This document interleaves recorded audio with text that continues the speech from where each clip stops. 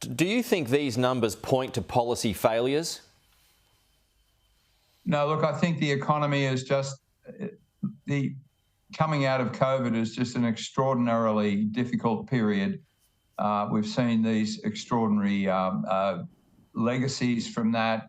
The fact that people have been saving so much money and they're now wanting to spend, the reopening effect, the fact that we have incredibly tight labour markets. So it's all a function of very strong spending, but unfortunately the spillover is high inflation. Yeah, I mean, and you're also got December, people are spending a lot more money at Christmas, which is what they always do. So in that sense, is it not that surprising? Yes, but it's just much stronger than in previous years. Right. And what we've seen is that businesses that have been responding to these higher prices and costs are finally feeling confident enough to raise their prices. And that's a process that is worrying, and that's the one that the central bank will really have to keep an eye on in the course of this year. This change in psychology. So what sort of unpopular policy decisions, are going to be needed?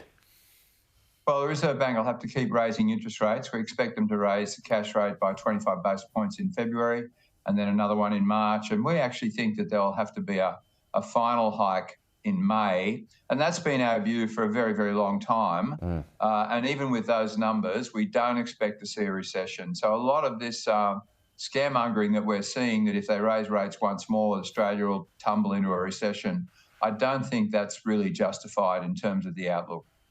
Okay, 3 rate rises, though, over the next 4 to 5 months. That's going to have an impact, though, on mortgage owners, isn't it? A significant impact.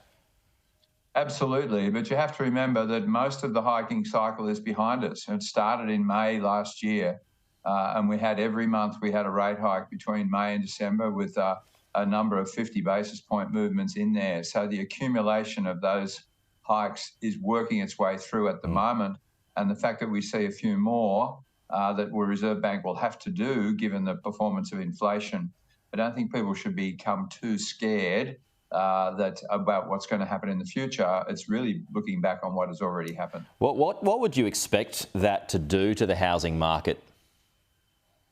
Well, we've already seen the housing market unravelling. House prices down around 8% from the peak, and Sydney, of course, has suffered a lot more than that. We're starting to see house price falls moderating now. It looks as if the peak at which prices were falling, say in the September quarter, Sydney 6%, the December quarter only 2%. That's starting to moderate. I would not expect that with these rate hikes that we're now expecting, that many people were anticipating anyway, I wouldn't expect that to create a shock horror in the housing market. I think the market will continue to peel off, but at a slower pace. Okay, well, Bill Evans, folks, he is as good as it gets when it comes to economists, so we can expect 3 rate rises but no recession, so we can calm that talk. Bill, appreciate your time as always. Thank you so much. We'll talk to you again soon.